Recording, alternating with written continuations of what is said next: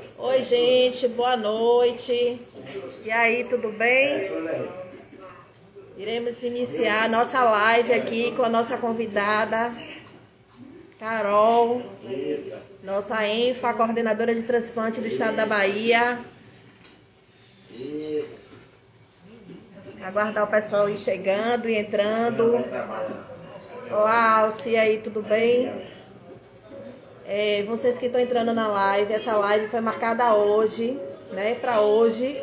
Então, assim, convidem as pessoas, tá bom?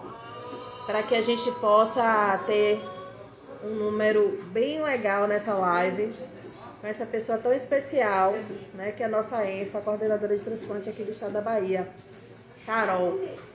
E aí, eu quero saber de vocês, o áudio tá legal? Tá tudo legal?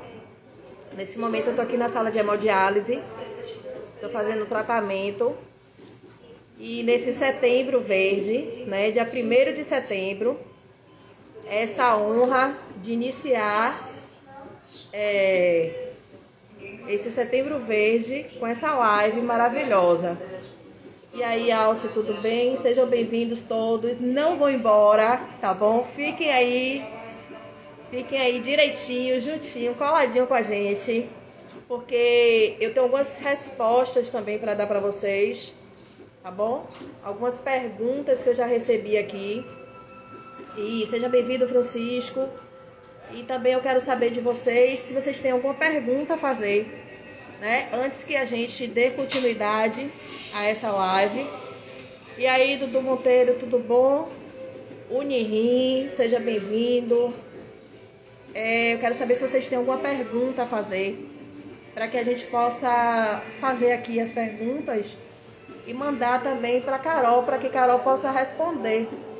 Porque não é todos os dias que a gente tem uma live dessa, né? Com a coordenadora de transplante do estado da Bahia, com a nossa ENFA. Então, assim, mandem as perguntas, tá bom? Pra gente poder fazer as respostas, tá certo? Eu tô esperando o Carol entrar pra gente poder dar continuidade aqui, tá certo? E aí eu quero dizer pra vocês que esse Setembro Verde, ele muda muito a nossa história. Esse Setembro Verde, ele traz uma conscientização maravilhosa, né? De doação de órgãos, assim como foi comigo. Eu tenho certeza que vocês que têm a dúvida, né, se vai transplantar, se não vai, como é o transplante, eu tenho certeza que essas dúvidas a gente irá tirar hoje, entendeu? Então, assim, nesta grande oportunidade, mais uma vez eu digo para vocês, vamos aproveitar, vamos enviar perguntas, viu? Para que todos nós possamos aprender um com o outro, certo? É o nosso objetivo dessa live, a gente aprender mais e mais. Carol já entrou e agora eu vou fazer o convite a ela, tá bom? Para que nós possamos dar continuidade aqui, tá bom?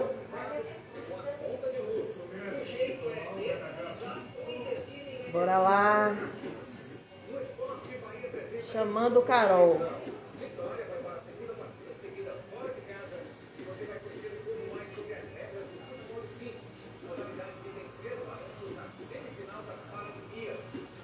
Carol, pode me enviar a solicitação para eu aceitar você, que eu não estou conseguindo enviar a solicitação.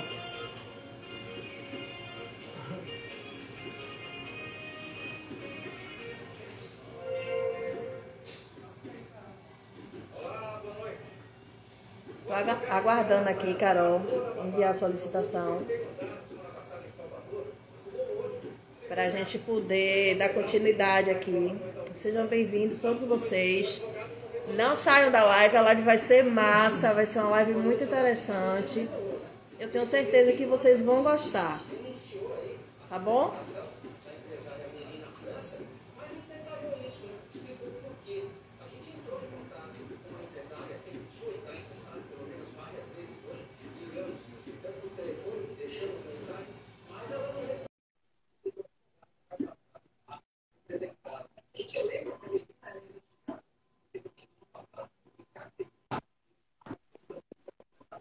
Olá, Carol. Olá, bem, boa noite. Boa noite a todos. Boa noite. Esse Setembro Verde aí, a gente iniciando com o pé direito, né? Eu me sinto muito feliz e muito honrada em ter você, né, na nossa live aí, nesse dia 1º de setembro.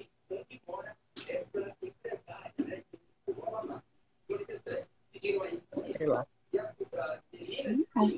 Tá ouvindo, Bel? Tô ouvindo, tá? Tô sim, tô sim. Travou um pouquinho. Tô Travou sim. um pouquinho.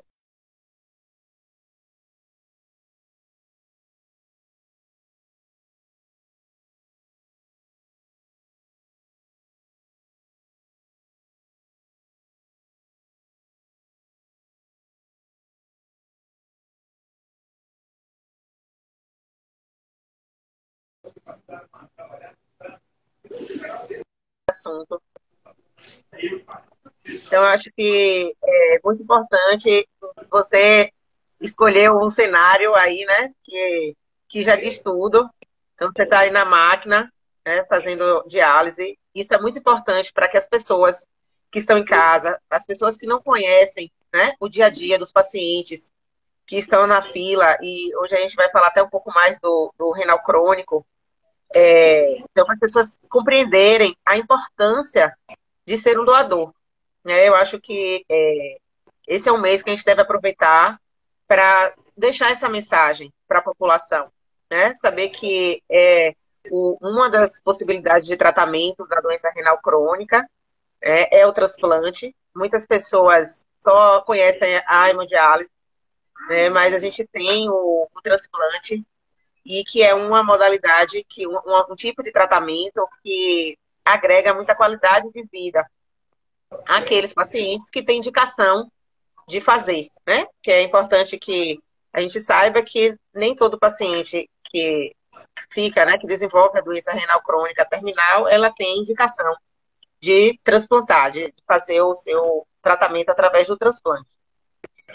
E, uma vez tendo essa possibilidade, a gente precisa de um doador.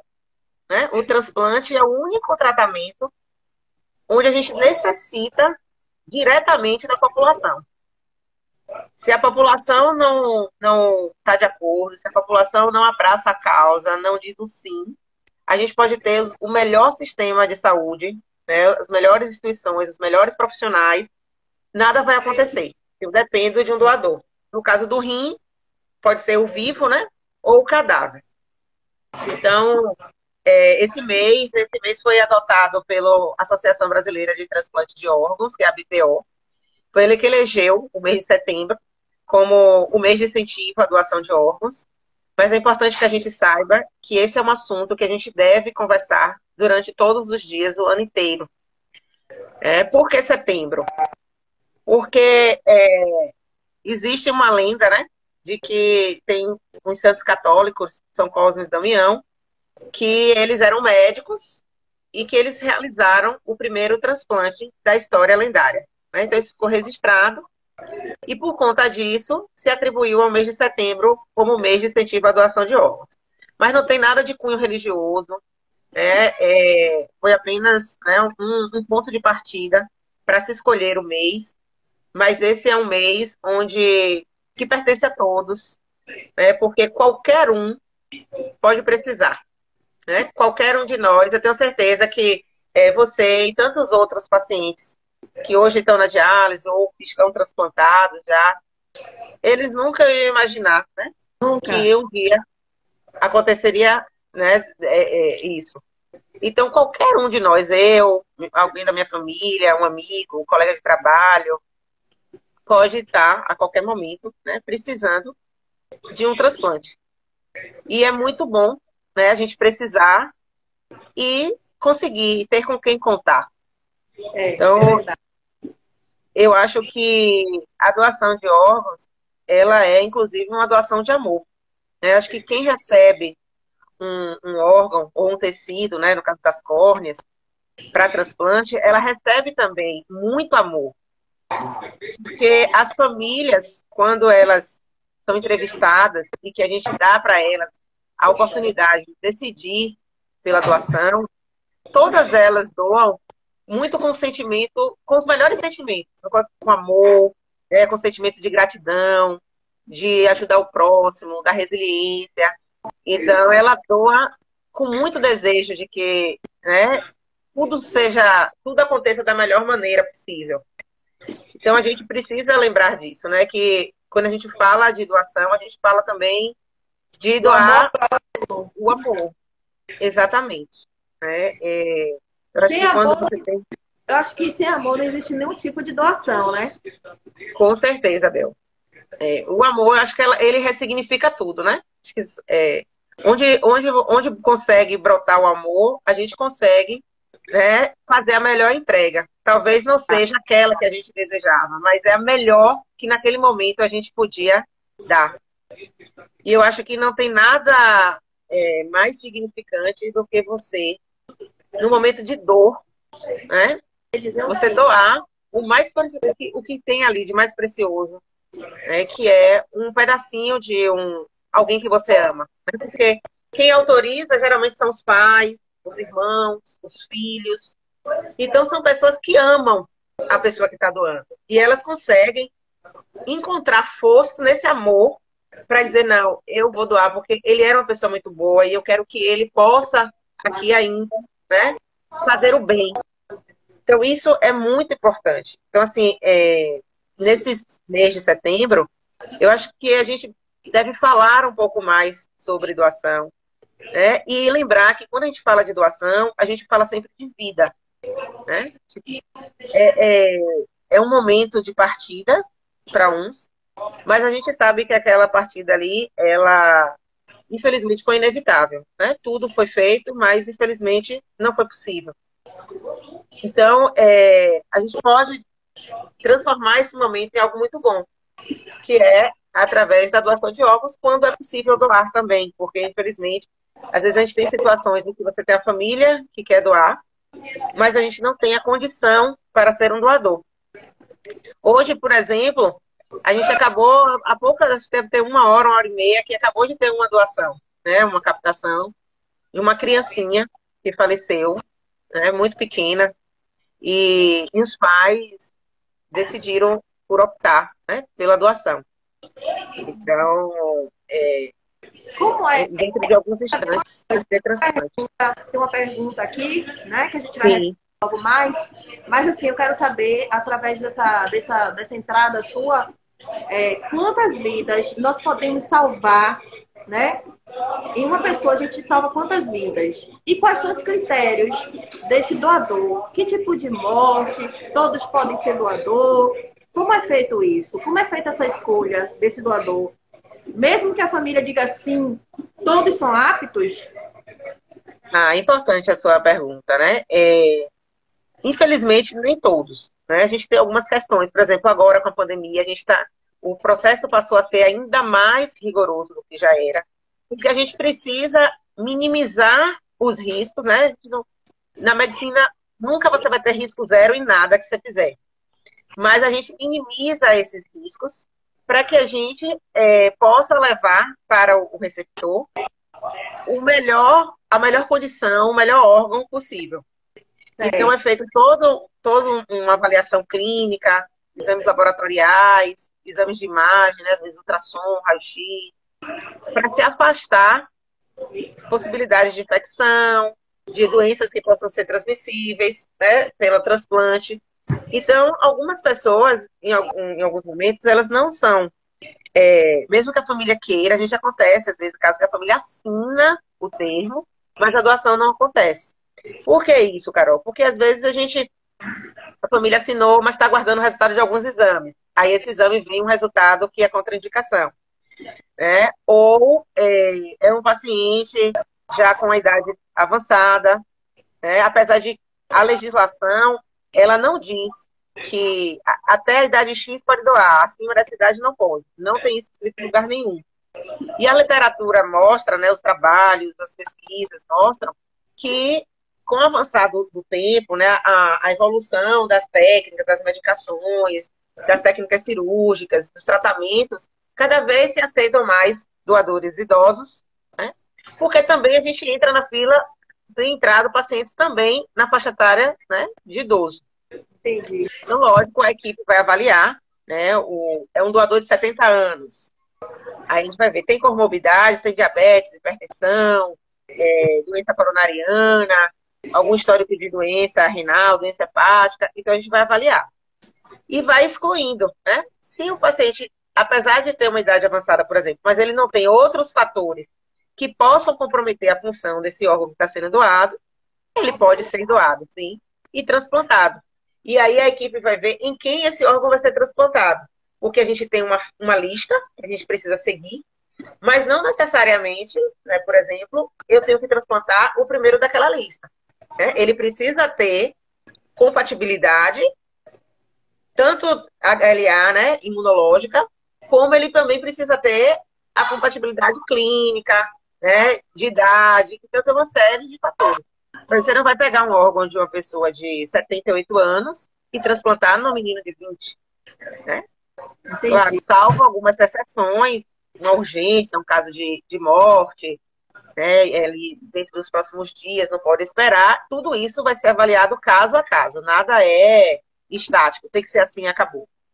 Vai ser avaliado, mas sempre, eu trabalho na central aqui da Bahia há 16 anos, e eu vejo o cuidado que cada transplantador tem aqui, de rim, de fígado, de córnea, coração, então assim, a gente sente aquele cuidado, porque a equipe conhece o seu paciente e ele quer o melhor resultado para o seu paciente. Então, a gente tem mesmo esse, né, cuidado, essa atenção. Então, por isso que nem sempre todo mundo que quer doar vai poder ser doador e também nem todo mundo que queria ser um receptor vai ter condição de receber um transplante, porque tem critérios que também excluem o receptor. E quais são os tipos de morte que é válido, né, para esse transplante acontecer? A doação de múltiplos órgãos, né, coração, fígado, rim, a pessoa que está doando, ela precisa ter tido morte encefálica. As principais causas de morte encefálica são os AVCs, né? Então, hoje é o que lidera no Brasil e no mundo. Né? O AVC hemorrágico, que é aquele quando sangra dentro do cérebro, ou o AVC isquêmico, que é quando, né, tem uma isquemia ali, uma ausência de circulação sanguínea, e aí apaga, ali falta oxigênio e o cérebro acaba morrendo. Então, essas são as principais causas. Depois dos AVCs, tem o TCE, que são os traumatismos crânioencefálicos, né? Causados por quedas, acidentes automobilísticos, acidentes de moto, que é o que mais a gente vê hoje, às vezes tiro, espancamento, né? Aí são os TCEs. E aí depois a gente tem outras causas, né? Como alguns afogamentos, que faz a pessoa ter uma parada cardíaca prolongada, e aí tem outras. Mas o que mais, as principais causas são essas duas, né? O TCE e o AVC.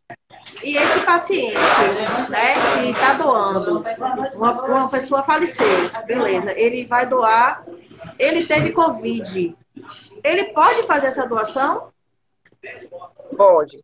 Só que ele, para poder ele ser doador, ser validado por nós da Central, a gente segue uma nota técnica do Ministério da Saúde, que é a nota técnica 32 de 2020, que ela diz que ele precisa ter mais de 14 dias do resultado e remissão total dos sintomas. Entendi. Então, ele não pode estar com nenhum sintoma. E aí a gente coleta um novo RT-PCR ali no momento do protocolo. Então, é feito um novo exame. E este novo exame, ele precisa vir negativo. Entendi. Então, aí a gente valida ele, informa para as equipes. E aí a equipe vai avaliar, né? Se, de fato, ele não vai levar acarretar grandes riscos de contágio para o receptor. Se não for, a equipe também valida e aí a equipe passa a concorrer com os receptores dele, né? Porque cada equipe tem os seus receptores. Entendi. Agora, uma dúvida. Um falecimento, né? Uma doação, um ser humano, ele salva quantas vidas? Ah, sim, importante. Então, ele pode salvar diretamente até 8 vidas, que são os mais comuns, né? Que a gente tem o coração, 2 pulmões, 2 rins, o fígado, pâncreas, né? Aí você tem as córneas, que também vai uma para cada paciente, igual o rim. Então, aí você já tem mais dois pacientes, que são tecidos, né? Aí você tem a pele e os ossos. A córnea, a pele e o osso, eles são tecidos, e os transplantes, eles geralmente trazem mais qualidade de vida, porque o paciente dificilmente ele vai morrer porque ficou com problema na córnea, mas ele vai perder qualidade de vida, porque ele vai perder a visão, ele vai sentir dor, incômodo no olho.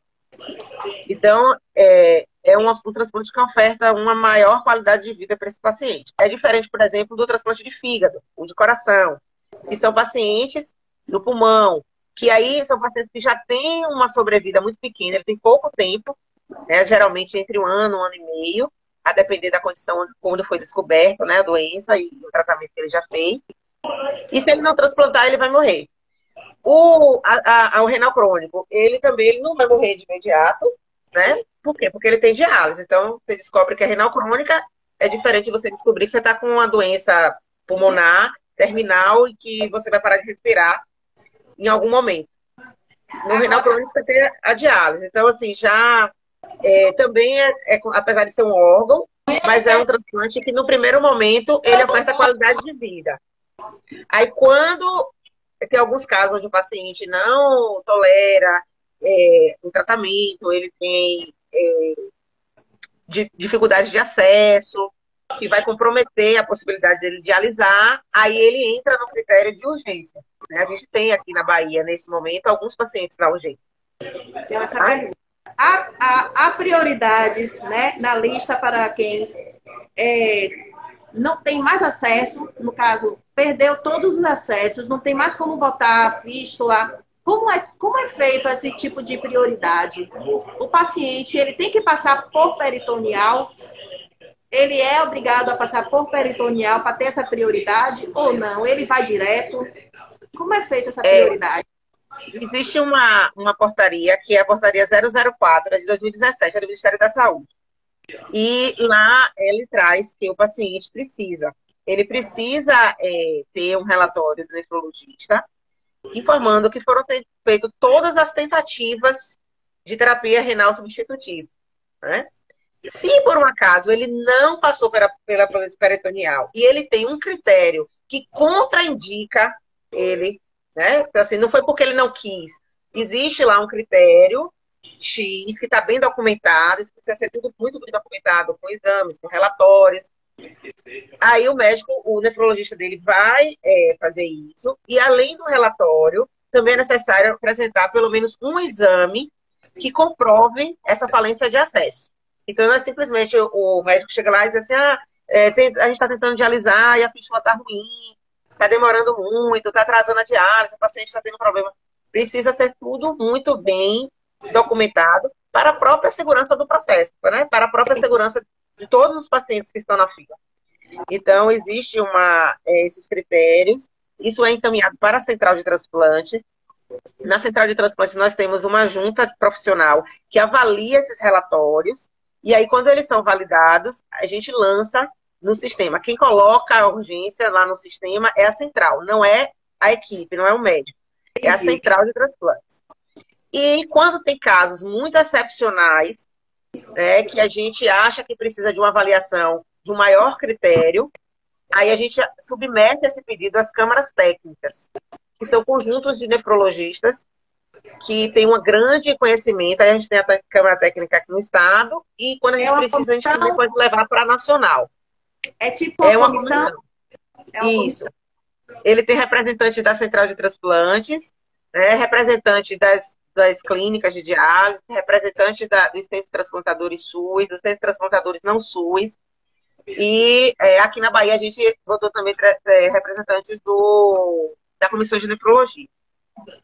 Mas isso aí, se você quiser botar outros representantes, né, de patologistas, aí depende muito da Câmara Técnica. Né? O fígado, geralmente a gente coloca um representante da patologia, porque as doenças são muito diagnosticadas, né, envolve muito a patologia, mas no fígado ou no rim geralmente não tem.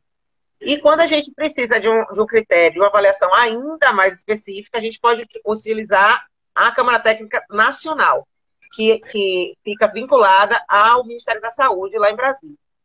e também são profissionais do Brasil inteiro que compõem essa Câmara Técnica. Mito ou verdade? O rim masculino é mais forte que o rim feminino? Mito ou verdade? Isso eu não sei me responder.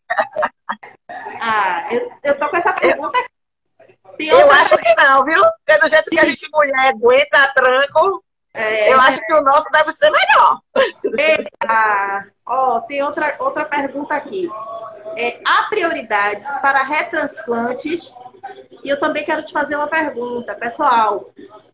Uma pessoa de São Paulo, ela pode se inscrever em Salvador? Tipo, eu quero fazer em Salvador, eu quero fazer na Bahia. Eu posso sair de São Paulo para vir para Bahia? Pode. Qualquer paciente, ele pode se inscrever em qualquer lugar do Brasil. Né? Da mesma forma que a pessoa às vezes sai daqui, vai para São Paulo, vai para o Rio, vai para Paraná, também podem vir pacientes daqui. E a gente tem recebido alguns pacientes que vêm de fora. Às vezes o paciente se mudou. Recentemente a gente teve uma paciente que o pai dela foi transferido por causa do trabalho para Camaçari. E aí ela não queria ficar em São Paulo sozinha.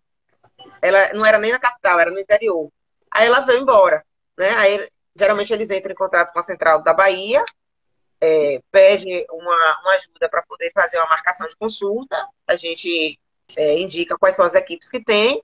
Essa pessoa marca a consulta e se tiver indicação, ela migra para cá. Não tem problema nenhum. Tá? Ela pode fazer essa transição. Agora, isso aí fica por conta do paciente, né? Isso aí fica, uma escolha que ele faz, e aí ele precisa tomar todas as providências necessárias para que isso seja possível fazer. Entendi.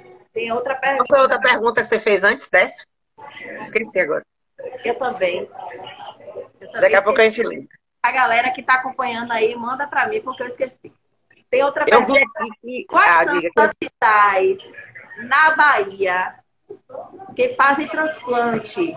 E qual a diferença, assim, tipo, o hospital, um exemplo, eu estou no português, o hospital português faz transplante de quê? Porque a gente está eu quero deixar aqui claro que a gente está aqui no setembro, mês de doação de órgãos. Então, órgãos é todo tipo de órgãos, né? Eu estou falando do rim, mas também estou falando de pulmão, a gente está falando de outros tipos de córnea. A coordenadora de transplante de córnea está na live também. Obrigada por você participar. Né? E a gente quer saber, assim, qual a diferença? Porque o hospital tem aquela referência, o Ananeri tem referência em transplante de coração e transplante de rim, né? Mas não faz o córnea, faz. Então a gente quer saber, assim, quais são os hospitais que fazem todo tipo de transplante?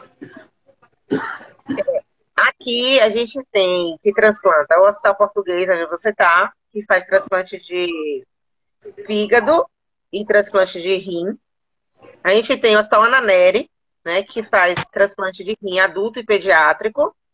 E também tem um credenciamento para transplante cardíaco, mas no momento a equipe não está ativa, né, não está listando pacientes. Os pacientes eles são triados e eles são encaminhados para outros estados. Temos o Hospital Cardiopulmonar, que é credenciado para rim. Temos o Hospital Aliança, que é o mais recente, saiu esse mês, o credenciamento para rim. Tem um Hospital Roberto Santos, que é também credenciado e realiza transplante de rim, e também está credenciado para transplante hepático. Temos o Hospital São Rafael, temos em Feira de Santana, aqui em Salvador também, o Hospital Martagão Gesteira, que faz transplante de medula, transplante de rim e transplante hepático, todos pediátricos, né, porque o hospital exclusivo de pediatria. Porém, no momento, eles já estão realizando transplante de medula, já realizaram 9 transplantes, desde que eles também têm pouco tempo que eles foram credenciados, tem mais ou menos um ano. E o transplante de rim, o transplante hepático, eles estão finalizando, né, a organização, porque veio a pandemia e acabou que desorganizou um pouco a programação deles, para eles iniciarem. Temos o Hospital das Clínicas, que também transplanta medula e transplanta córnea.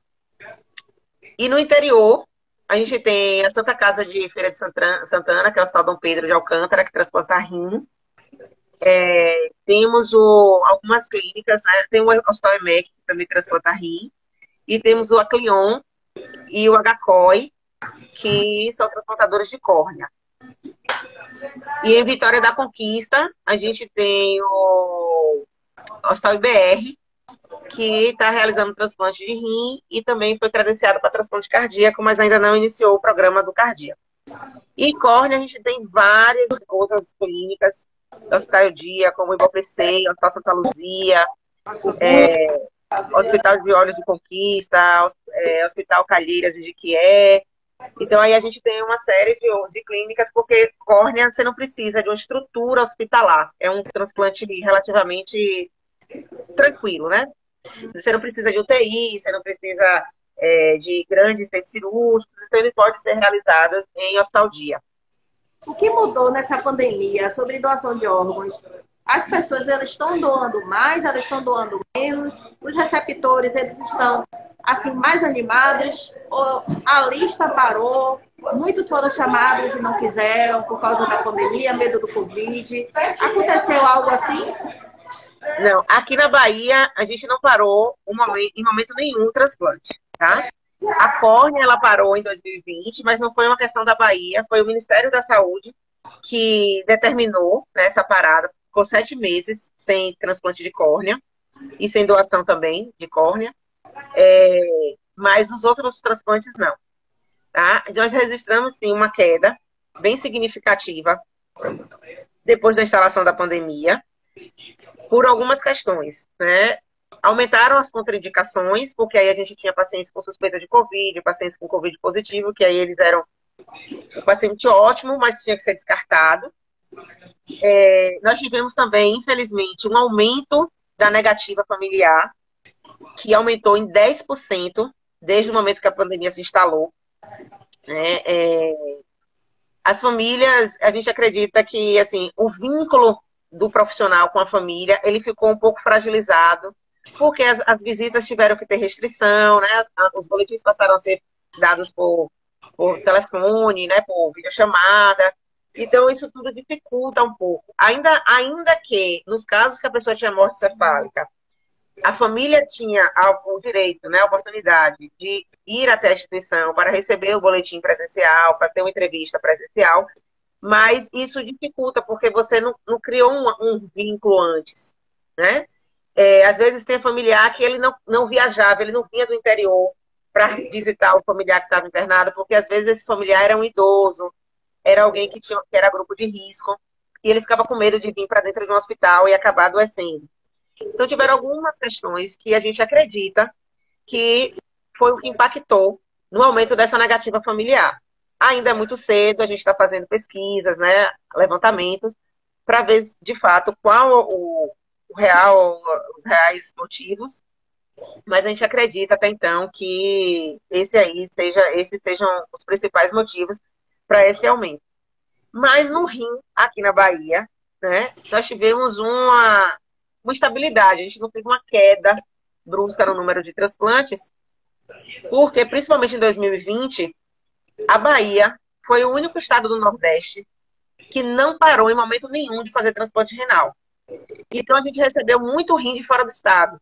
A gente recebeu rim do Ceará, rim de Pernambuco, rim de Sergipe, rim de Alagoas, porque lá não estava transplantando, porque estava com deficiência de leitos, né, algumas questões estruturais. E aí, aqui a gente tem, por exemplo, né? O Hospital Ananeri. É um hospital que era, digamos assim, que o povo a gente chama de Covid-free. Não tinha leitos específicos para Covid dentro do Hospital Ananeri. Então, por exemplo, foi uma instituição que, em momento nenhum, foi impactada por este motivo, de deixar de transplantar por falta de leitos ou por um grande número de Covid positivo na instituição. O que aconteceu em alguns outros estados, como Ceará e Pernambuco, que são os maiores, né, junto com a Bahia, são os maiores transplantadores do Nordeste. Então, a gente acabou não parando.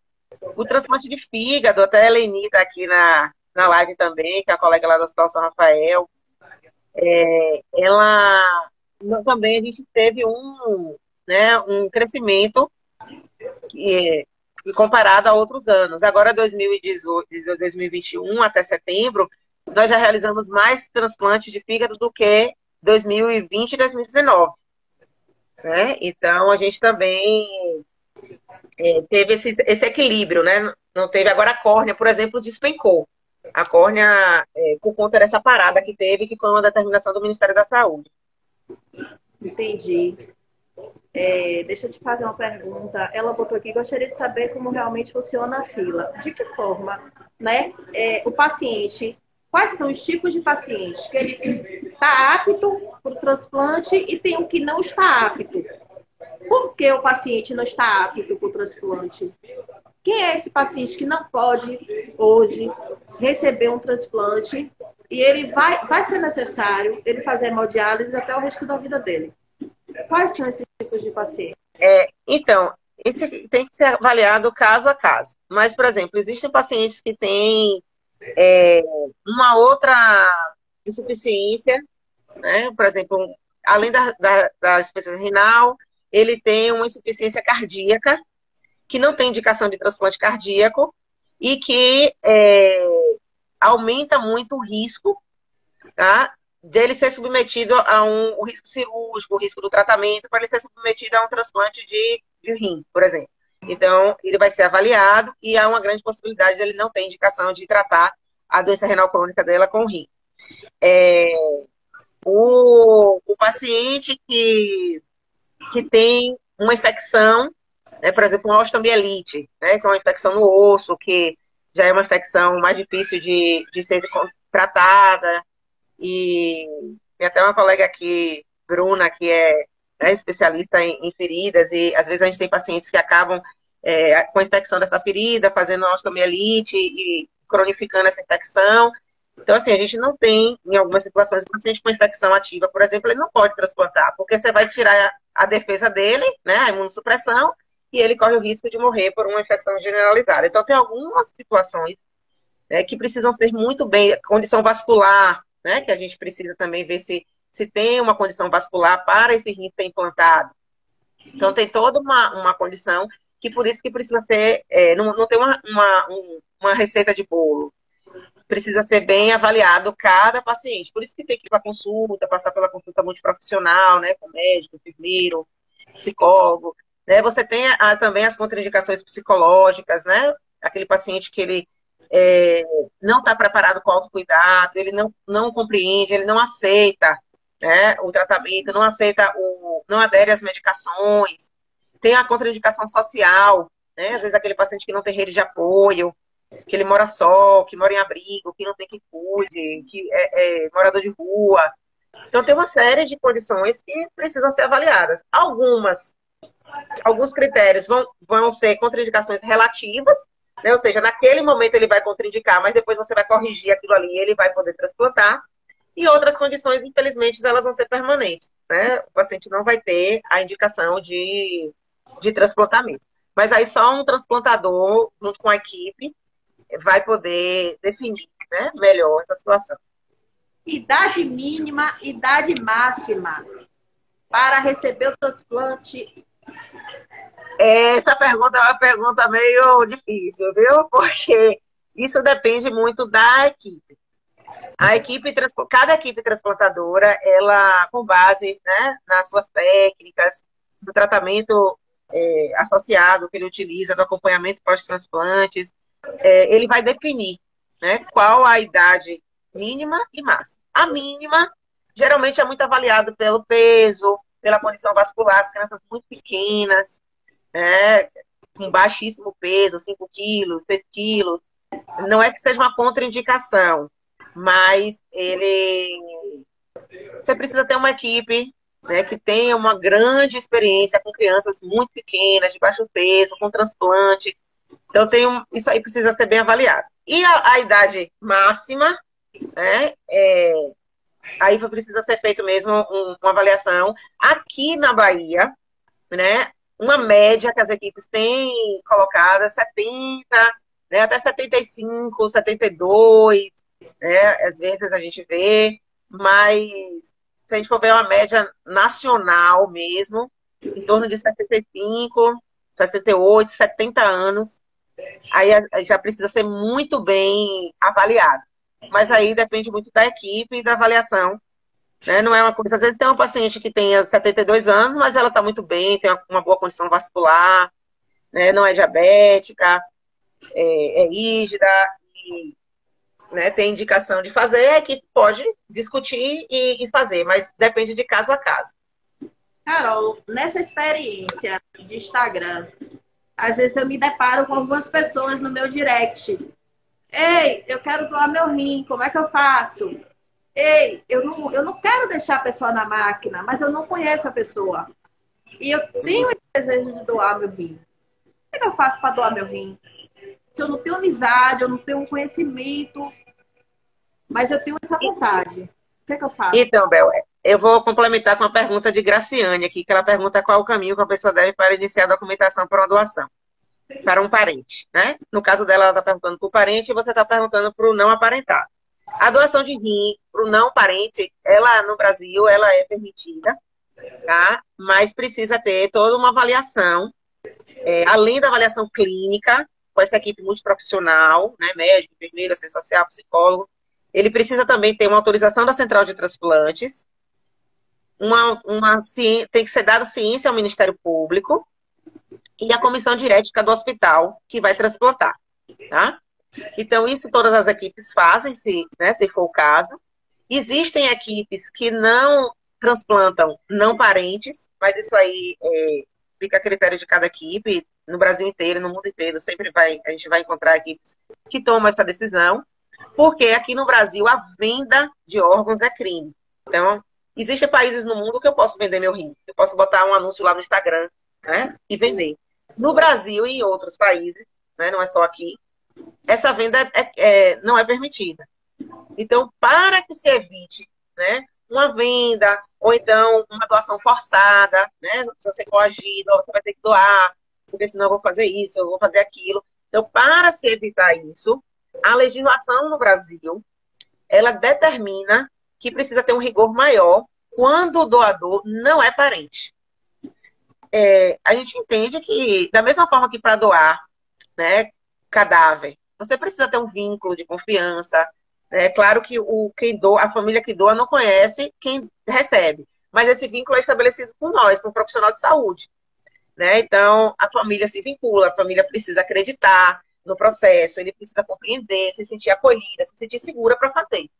Da mesma forma, no inter vivo, você precisa, para eu me submeter a um risco cirúrgico, né, me submeter a ter um pouco mais de possibilidade, um pouco mais de risco de desenvolver no futuro uma doença renal crônica, que não é uma coisa comum, graças a Deus, mas é um risco que existe. Todo mundo vai sabendo que tem esse risco. Eu preciso, né, desejar muito fazer isso. Então, geralmente, por isso que quando é entre parentes, não tem esse rigor todo de Ministério Público, de comissão de ética e tal, porque você sabe que você está doando porque existe um vínculo ali, né? Um filho, se minha filha precisar de um rim e eu for compatível com ela, eu não vou pensar duas vezes, né, em doar. Da mesma forma que eu acredito que muitos filhos são assim com os pais, irmãos, né, a gente vê isso. Às vezes a gente vê até de pessoas mais distantes, né? Uma tia que tem um vínculo muito forte com o sobrinho, né, que quer muito doar, porque criou aquele sobrinho, viu crescer. Enfim, cada um vai ter seu motivo para isso. Mas quando é não aparentado, ele precisa ser muito bem avaliado. Mas é possível doar? Eu já vi pessoas que chegam na central e dizem assim, olha, você sabe alguém que está precisando? Meu sangue é tipo O, por exemplo. Eu quero doar. A gente explica, não tenho como sair perguntando para as pessoas se quer o seu rim. Né? Você precisa ter um vínculo e tal. Isso pode acontecer, mas aí precisa ser muito bem estudado, muito bem avaliado. Aí Graciane perguntou qual é o caminho para se providenciar essa documentação para doar. Então, a primeira coisa... Quem fica nessa linha de frente também é assistente social, né? Que ela encaminha tudo. Muito, muito. Aí a primeira coisa que a pessoa tem que fazer, se ele for um paciente dialítico, ele pode, através da clínica dele, agendar uma avaliação pré-transplante com o centro de referência da clínica dele. E aí, cara, eu não quero ir para o centro de referência da minha clínica. Você pode ir para outra, você não é obrigado. Você pode escolher sua equipe. Mas, geralmente, os pacientes vão para a equipe porque já tem um vínculo, já tem um fluxo, enfim. Mas aí você vai para uma avaliação. Se o médico avaliar, né, primeiro faz avaliação com o médico, com a enfermeira, e ver que logo de início o paciente tem, né, possibilidades de transplantar, ele vai solicitar exames. Se for no caso do vivo, como o Graciane perguntou, a dupla vai comparecer ao consultório e aí ele vai solicitar exames para a dupla, né? Todos os exames, de laboratório, exames de imagem, vascular, HLA, né? Tudo isso. E o crossmatch. Se for positivo, né, ou se for tudo compatível, aí vai se ver os próximos passos para a cirurgia acontecer. Mas, Graciane, o primeiro passo é você consultar o seu médico transplantador. Se você já tem avaliação, você vai com sua dupla, ou eu não sei se você quer quem vai doar, enfim.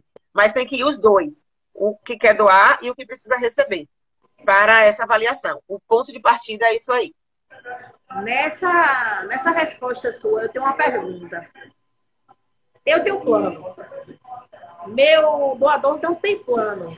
O meu plano pode cobrir os exames dele? Se o seu plano cobrir o transplante, ele vai cobrir todos os custos com o doador, né? Aí vai ter que ver na pólice do seu plano lá o que é que ele prevê. Entendi. Mas, geralmente, todos os convênios cobram o transplante renal, né? Tem uma determinação da ANS que é meio que como se fosse um transplante obrigatório e os planos cobrirem. Mas, assim, a gente tem hoje 90% dos transplantes feitos pelo SUS, né? Do transplante renal.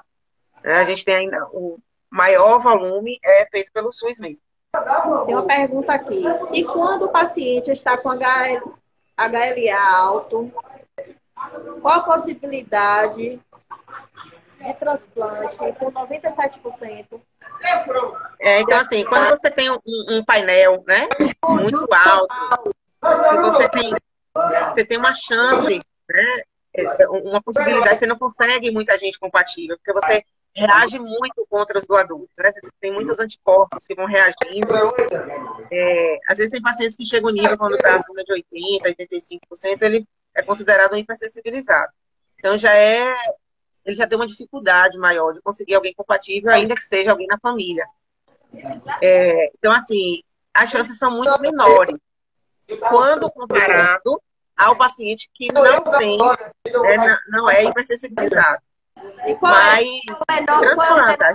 Eu já vi pacientes aqui, vários pacientes aqui nessa condição, e concorri a vários crossmatch e chega uma hora que ele, emplaca, e aí transplanta. E qual é o melhor número do HLA? Qual é o melhor número hoje? Não, o que ela está falando, eu acredito que seja do painel, que ela está querendo saber. Qual é o melhor número do painel? Aí o ideal seria que você tivesse 0, né? Que você não tivesse, né, um painel nulo. Mas 10, 20, 30. Aí depende a equipe vai avaliar. Mas quanto menor esse número for, melhor. Entendi. Mais uma pergunta. Quantos transplantes é possível uma pessoa receber? Até quantos transplantes? Assim, eu fiz uma cirurgia, só que aí eu perdi. Aí eu vou fazer de novo. Aí eu perdi. Aí eu vou fazer de novo. Quantas chances eu tenho de transplantar? Isso, agora eu lembrei a pergunta que a gente esqueceu, foi essa que você perguntou, né? Se existe prioridade para o paciente que faliu o enxerto. Isso. No rim não existe prioridade, viu? O paciente que fala enxerto, ele não tem prioridade de voltar para a lista e encabeçar a lista, como, por exemplo, o fígado, a córnea, o pulmão. Por um período, por exemplo, o fígado, até 7 dias, ele tem prioridade. A córnea, até 90 dias, ele tem prioridade. Mas o rim não. Porque o paciente que fala enxerto, ele pode voltar para a diálise. Então, ele não vai morrer, né? Só porque ele perdeu o enxerto. Ele pode ter outras complicações. Mas é diferente do... Oi? Se ele não tiver acesso, aí ele vai ser priorizado por falta de acesso, e não porque perdeu o enxerto. Só que, quando ele perde o enxerto, precisa ser feita uma avaliação, né? Qual foi a causa da perda de enxerto, se precisa tratar essa causa antes, quanto tempo após ele vai transplantar, a condição vascular para ele receber um novo rim. Então, tem uma série de avaliação, de critérios que precisam ser bem avaliados pela equipe transplantadora. Tá? Porque, assim, você tem que ver o que foi que levou àquela causa, né? Por que ela perdeu o enxerto. Então, você vai fazer uma avaliação, porque, inclusive, pode não ser clínica, mas pode ter sido psicológica. O paciente que não aderiu ao tratamento, ele abandonou, não tomava medicação. Então, você não vai retransplantar esse paciente de imediato. Você vai ter que tratar a condição psicológica dele, ele precisa aceitar que o transplante é um tratamento, porque senão você vai ficar botando outro rim nele e ele perdendo o rim. Então, você precisa ver, né? O primeiro ponto é ver o que foi que levou ele à perda de enxerto e ver, né, se tem condição de ele receber um novo enxerto. Alguns pacientes recebem, né, e ficam muito bem, inclusive. Mas vão existir situações que não vai ter indicação. É uma observação minha, com a minha vivência, já de quase 5 anos, eu ainda não fiz o transplante, mas o que é que eu observo?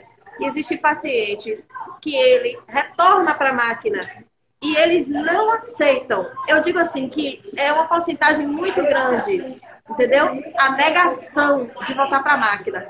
A não aceitar esse momento de voltar para a máquina.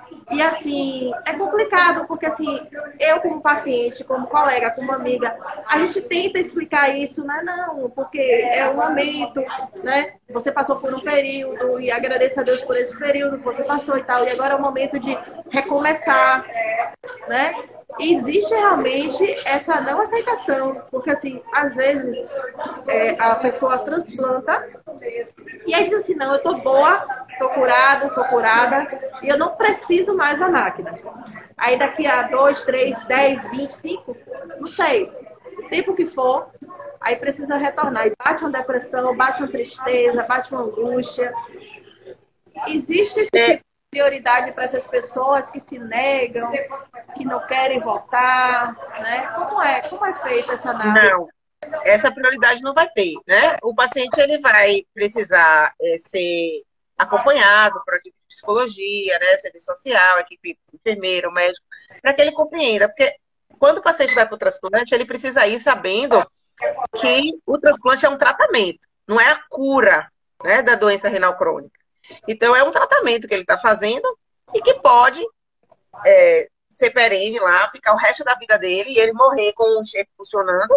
E pode acontecer disso não acontecer e ele perder o enxerto e ter que retornar para a diálise. É uma possibilidade de tratamento para a doença renal que existe. É igual você para o dentista. O dentista vai restaurar o seu dente, vai fazer canal, vai fazer isso, mas vai chegar um momento que ele vai dizer, olha, eu não tenho mais o que fazer, eu vou ter que extrair o seu dente. Eu não quero ficar sem os dentes da frente, eu não quero usar prótese, eu não quero fazer implante. Mas, infelizmente, foi a condição, né, que a gente chegou. Não tem mais o que ser feito. Então, assim, o paciente precisa ir com essa clareza para o transplante, que o transplante é um tratamento.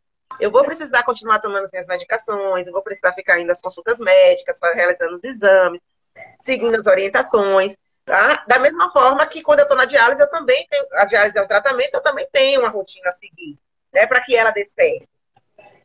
Mas, assim, no transplante, né, quando você tem um transplante, que você tem um transplante que é bem sucedido, que você se adequa, se adapta bem, você tem uma melhor qualidade de vida, né? Eu não estou falando na posição de paciente, porque eu nunca vivenciei nenhum dos dois. Estou falando baseado em relatos, em trabalhos que eu leio, que eu tenho acesso, livros. Mas a gente sabe que o transplante, ele traz uma melhor qualidade de vida, né? Vai acontecer transplantes que não vão ser bem sucedidos? Vai, infelizmente. A gente faz de tudo para que isso não ocorra, mas isso vai ocorrer em algum momento. Como eu disse, não tem risco zero. A gente vai sabendo que vai ter o risco vai ter a chance de estar tudo certo, mas vai ter o risco também de complicar e não dar. Claro que a gente tenta minimizar esse risco de não dar certo. Tudo é feito para que dê certo. E a grande maioria dá certo. Tá? Por isso que vale a pena continuar com o programa. Senão, não se investiria tanto no programa. Se investe porque a gente vê, com o passar dos anos, que cada vez mais está sendo assertivo. Né? Novas técnicas, novas drogas. Então, cada vez mais tem sido sucesso, né, os transplantes. Francisco falou aqui. Eu acho que Francisco não é da Bahia, não, viu? E na Bahia a gente é informado. Ele falou aqui, ó, eu tenho 7 anos de diálise, estou me conscientizando da importância do transplante. Vejo que aqui na minha clínica também muita omissão em falar sobre o transplante renal. Então, Francisco, se sua clínica for aqui na Bahia, você vai falar para a gente puxar a orelha de quem está lá na clínica.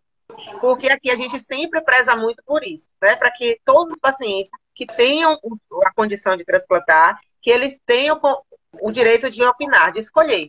Pode ser, por exemplo, como o Bel falou, Bel tem condição de transplantar, mas ela ainda não se sentiu pronta para esse momento. Como tem outros pacientes que também, né? Não só no rim, né? Em outros, eu tive um paciente de coração que ela falou, olha, eu não quero ir, né? Eu não quero ir, eu vou viver enquanto der para viver. Ela estava muito grave, né? Já não conseguia nem sair do leito direito e tal, mas foi uma decisão que ela tomou juntamente com a família dela, e a família respeitou, né? Mas tem que ser dado para o paciente, né? As possibilidades que existem. Então, se você sente falta, eu sugiro que você pergunte, que você provoque um pouco, né? E busque essas informações, porque é um direito que você tem de pelo menos saber, né, se você tem condição de transplantar.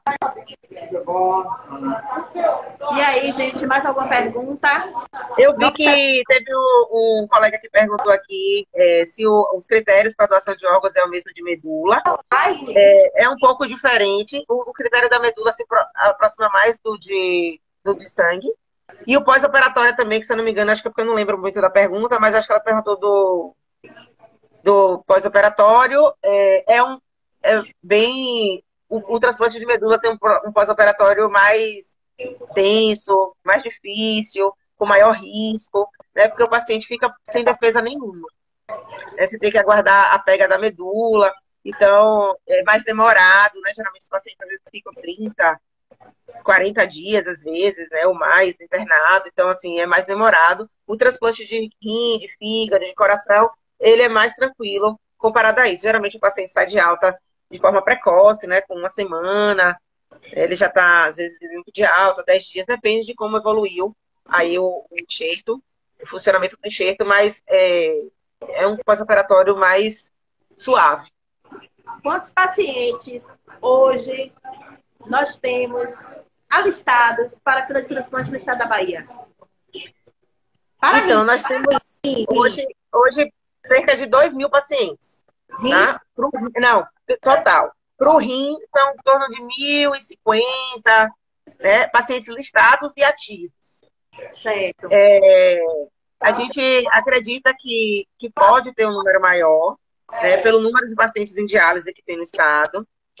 Os ambulatórios estão funcionando, né, plenamente, tanto os ambulatórios SUS como os ambulatórios privados para aqueles pacientes que têm convênio. É importante que a gente saiba que na fila, né, os critérios para concorrer ao órgão são os mesmos. Ninguém tem prioridade nem passa na frente porque é convênio, porque é SUS. Eu digo todo dia, a prova é que se você fizer um levantamento, você vai ver que as unidades SUS são as unidades que mais transplantam aqui e em qualquer lugar do Brasil. Então, isso é muito importante que a gente saiba. De espera, um tempo estimado de espera. Um tempo estimado, mais ou menos, pode ser 1 ano, 2 anos. Se eu puxar o relatório hoje num sistema, ele vai me dar uma média de torno de 1 ano, tá? Mas isso é uma média. Por quê? Porque eu tenho aqueles pacientes que às vezes entram e transplantam logo. Às vezes eu tenho um paciente no rim, eu já vi pacientes que transplantaram 15 dias depois que entraram na fila. Né? Foi uma sorte. Né? A contemplação é uma loteria. Então, a gente tem pacientes que transplantam com 6 meses, com 8, com 2, com 3, mas tem também os que têm 5 anos. Agora, é importante, assim, quando o paciente fala assim para mim, mas eu tenho 6 anos, 7 anos na fila. Mas você precisa ver se, de fato, você estava todo esse tempo na fila e se você estava ativo na fila. Porque não basta estar na fila, você precisa estar ativo. Né? Você precisa estar nas condições plenas de transplantar. Então, por isso que é importante que o paciente acompanhe o seu cadastro. O programa da fila é totalmente transparente. Você pode pegar seu cadastro, seu RGCT, e aí do seu smartphone, do seu computador, da sua casa, olhar a sua posição, se você está ativo, se você não está, se você concorreu a algum órgão. Qual foi o Repete novamente motivo? aí, Carol. Como é que esse É o paciente RGCT. É o registro RG, RCT? isso, Certo. que é o registro geral na central de transplantes. É como se fosse o número da identidade desse paciente, o número do cadastro dele na fila. Aham. Com esse número, você entra no site da gente, que é o www.saude.ba.gov.br/transplantes, no plural. E aí, quando você entrar, vai abrir a página do governo do estado, da central de transplantes. Aí tem um link lá, fila de espera. Quando você clicar nessa fila, nesse link, ele vai lhe dizer, se você está na fila, clique aqui. Aí você pode clicar e você coloca seu RGCT e o número do seu CPF e você consegue ver o seu cadastro na fila. Qualquer paciente que está na fila, de qualquer órgão, ele tem como acompanhar. Ele tem como ver a posição dele, se ele está ativo, se ele não está, se ele concorreu a algum órgão, se não. Isso aí o paciente pode acompanhar e também qualquer dúvida pode ligar na central de transplantes, né, o 0800 284 0444. De preferência, no caso do rim, liguem à tarde, porque a gente tem uma assistente social que ela é responsável por gerenciar a parte do rim e ela fica no período da tarde. Mas se ligar pela manhã também vai ser atendido e a gente vai buscar resolver, né, a dúvida que o paciente trouxer. Tem uma pergunta aqui de Priscila. Priscila era minha amiga do hospital. Agora ela se mudou, tá longe. Mas tá na Bahia ainda. Ela botou aqui, ó. O protocolo em Recife coloca quem tem o painel alto na frente, em prioridade. Aqui na Bahia, não? Então, é porque Recife, eles usam um sistema que é um pouco diferente daqui, né? É um sistema que ele ainda está em estado, em condição, né, de estudo para ver se vai ser adotado ou não pelo Ministério da Saúde, né? E aí eles conseguem fazer um crossmatch virtual que possibilita isso acontecer. Aqui na Bahia, a gente tem discutido, tivemos uma reunião a semana passada com a Câmara Técnica, né, e tem se discutido essa possibilidade, sim, né, dos pacientes que são hipersensibilizados, eles terem uma prioridade no sentido de vai ser rodado o crossmatch por duas metodologias diferentes, né, dois tipos de se estudar o crossmatch do paciente, da prova cruzada, para tentar dar uma possibilidade maior desse paciente transplantar, né? Porque o que a gente quer é que todos os pacientes sejam transplantados e que, em especial, aqueles que estão em uma condição mais difícil do que o outro, ele tenha, assim, de fato, né, um pouco mais de possibilidade. Porque a gente tem crianças nessa condição, né? A gente tem adultos nessa condição, a gente tem idosos nessa condição. E isso não é aqui na Bahia, é no Brasil inteiro, né? Infelizmente isso ocorre. E a gente deseja que esses pacientes tenham o direito de transplantar, né? Principalmente porque ainda tem alguns que são hipersensibilizados e têm falência de acesso. E aí o risco dele morrer é maior ainda. Porque além dele ter que ficar mais tempo esperando por um rim compatível, ele tem dificuldade de acesso. Então isso aí dificulta ainda mais. Entendi. Eu tinha algumas perguntas para você aqui, tomando informações bem esclarecedoras. Bel, você está na fila? Eita, a resposta. É a pergunta que não cala. O ano passado foi um divisor de águas para mim, assim, ó, pum. Sabe? Quando você tem dúvida, quando você tem medo, quando você tem receio, aquilo ali passou. Né? Eu tinha medo, tinha receio, achava que não estava na hora. E aí precisei fazer um tratamento odontológico que ainda estou fazendo, mas hoje eu marquei meus últimos exames. Eu nem fico falando, né? Mas hoje eu marquei meus últimos exames para o transplante pré-operatório. Então, assim, até o dia 30 eu ia me internar para poder entregar os exames rápido e tal. Mas eu falei, não, se sou eu que quero, bem baianinha falando, não, se sou eu que quero, se eu sei que já está chegando na hora, né? Eu vou chegar lá e vou fazer meus exames tudo direitinho, correto, E hoje eu marquei meus últimos exames. Então, vai ser o tempo de levar para o médico, provavelmente dia 30 de setembro. Eu devo estar entregando para a equipe e devo estar ativa. A notícia maravilhosa aí, tá vendo? Não ia falar para ninguém, ia ficar caladinha. Quando o transplante acontecer, você vai falar, galera, aconteceu, mas eu vou fazer assim. Quando acontecer, que eu for chamada, eu vou registrar tudo, caladinha, quietinha. Tiver tudo ok, que eu tô de alta. E aí eu vou dar notícia, vou fazer os stories bem todos os dias. Assim, Isso. se eu estivesse em casa e tal. Vou botando aí, não vou falar pra ninguém. Quando eu tiver alta, eu falo, galera, fiz o transplante, estou em casa, estou bem. Vou fazer aqui no estado da Bahia, né? Que é onde eu nasci, Salvador. Não tem necessidade de eu ir para São Paulo, porque eu sou baiana, sou soteropolitana, e graças a Deus eu tenho minha rede de apoio toda aqui em Salvador, né? Todos os meus filhos, eu vou ser avó nesse Setembro Verde, eu vou ser avó, gente.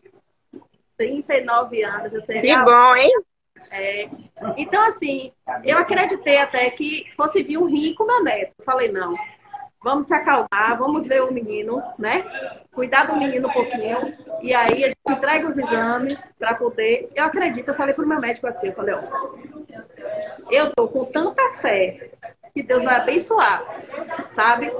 Que vai ser uma coisa assim tão inacreditável, que eu acredito que esse rim, Deus já tá preparando. E eu tô pedindo a Deus como eu quero meu rim.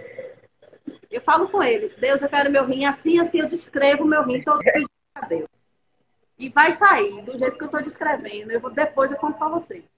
Vai sim, a gente faz votos de que você entre logo na fila, que seja logo transplantada, né? Que você possa também motivar outras pessoas, né? Seja exemplo para outras pessoas. Eu sei que não é uma decisão, né, fácil de ser tomada e que cada um vai ter o seu momento, né? Cada um precisa estar preparado. O que eu gostaria de só deixar aqui com também uma mensagem, né? Que as pessoas que estão na fila ou que têm parentes ou que necessitam, que estão em fase de entrar em fila, que vocês saibam, né, que nós somos uma grande equipe e que a gente trabalha, né, todos os dias, né, em prol de que os transplantes aconteçam. Esse é o nosso maior objetivo no trabalho, é acolher as famílias enlutadas, né, para que elas tenham o direito de decidir pela doação e fazer com que esse transplante aconteça quando a família doa, né, que esse transplante aconteça da melhor forma possível. Então, todos os dias, né, a central de transplantes, as equipes dos hospitais, as comissões de intra-hospitalares, que é quem fica visitando os hospitais, entrevistando as famílias, né, a gente está o tempo inteiro. Os cirurgiões, que são os captadores, a gente vai para qualquer lugar do estado da Bahia, Teixeira de Freitas, Irecê, De madrugada vocês estão na rua. Eu vejo. Pois é, então assim, a gente hoje o pessoal foi para a feira. Tá zerada, né, a fila de córnea?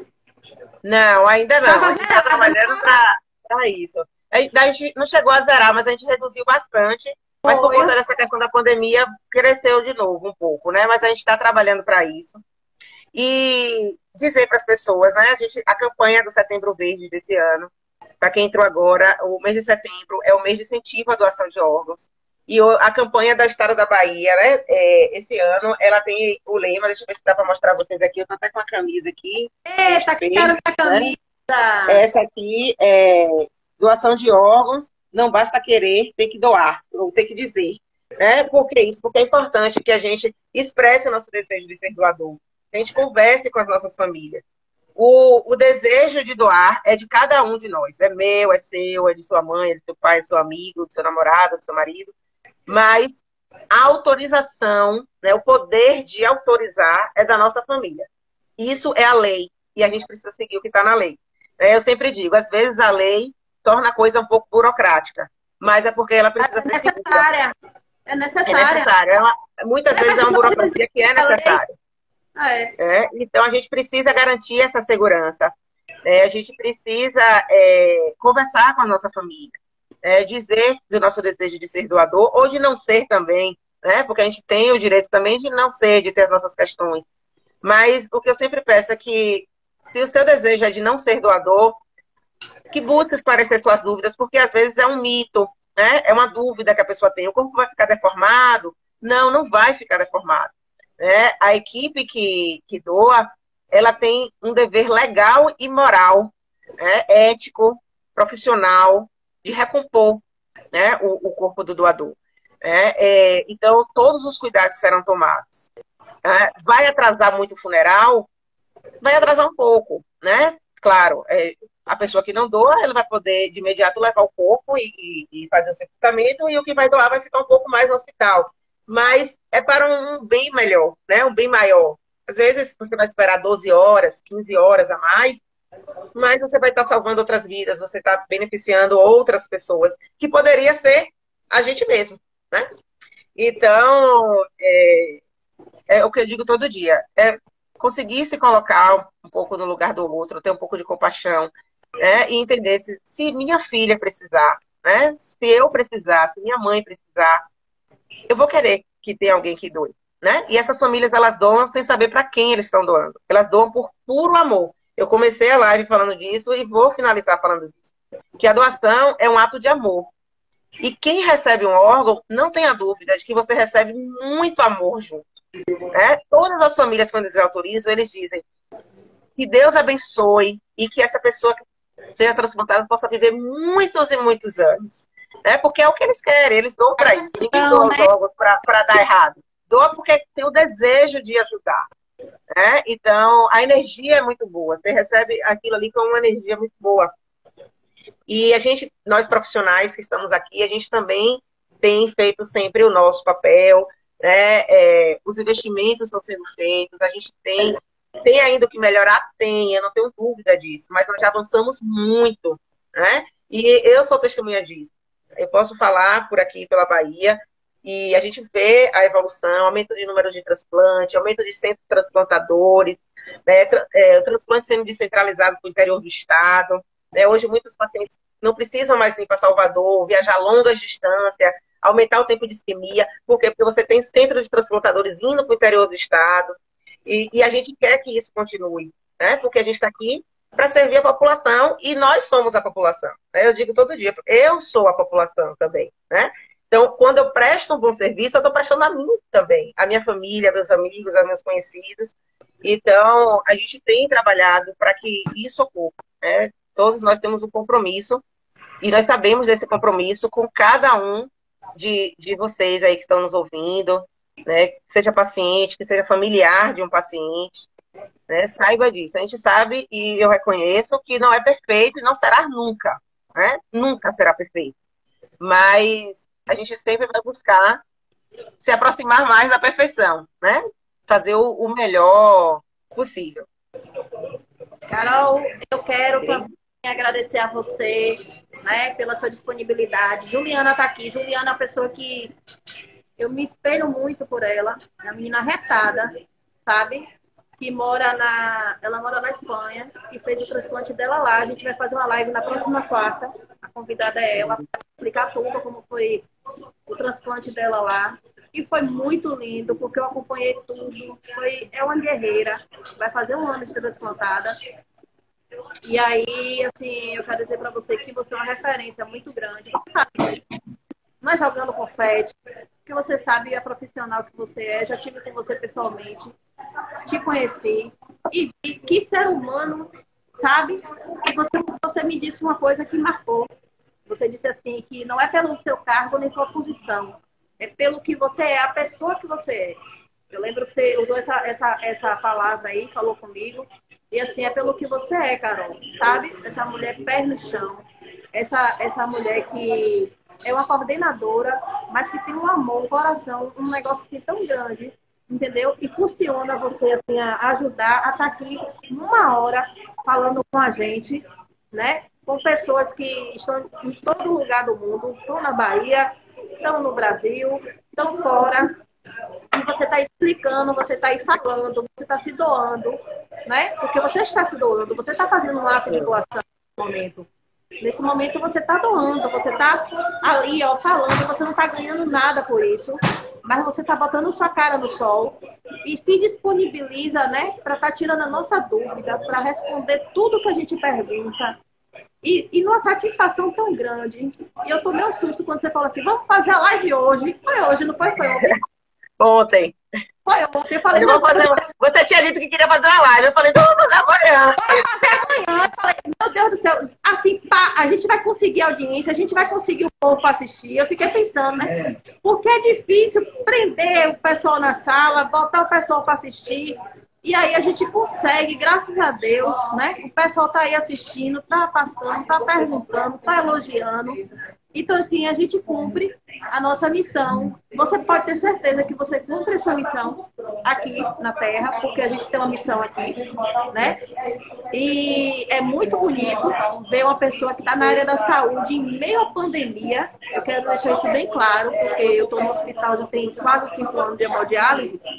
E a gente vê, né, que as pessoas estão realmente cansadas, desgastadas, problema, internamento, alta, óbito, enfim, em meio à pandemia, em meio a tantas coisas, você está ali disposta, você está ali tratando com a gente, falando com a gente, trazendo esperança, porque essa live aí, eu posso botar o nome de esperança, entendeu? Essa live eu tenho certeza que foi divisor de águas para muitas pessoas que estão fora, que estão querendo uma palavra, que estão em dúvidas. Assim como foi comigo no ano passado, também está sendo com outras pessoas. Então, assim, eu só tenho que te agradecer. Obrigada, vai ficar salva. Deus abençoe.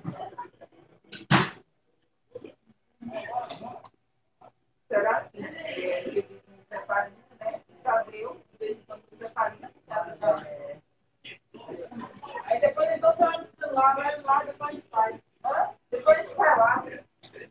É por causa da letra.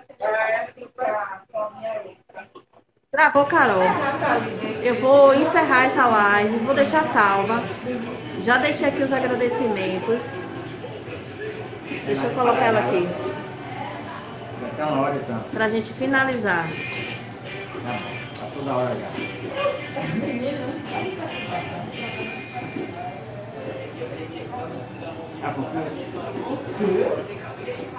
Até você que não está falando. Cadê, Carol? Vai calma aí. Que emoção. Tô chamando ela. Calma. Acorda, porra. Acorda. Já tô chamando pra gente se despedir, gente. E obrigada a vocês que participaram da live. Obrigada por todas vocês. Viu? Carol, eu que agradeço. Deus abençoe. Entra aí pra dar um tchau. Tô tentando aqui.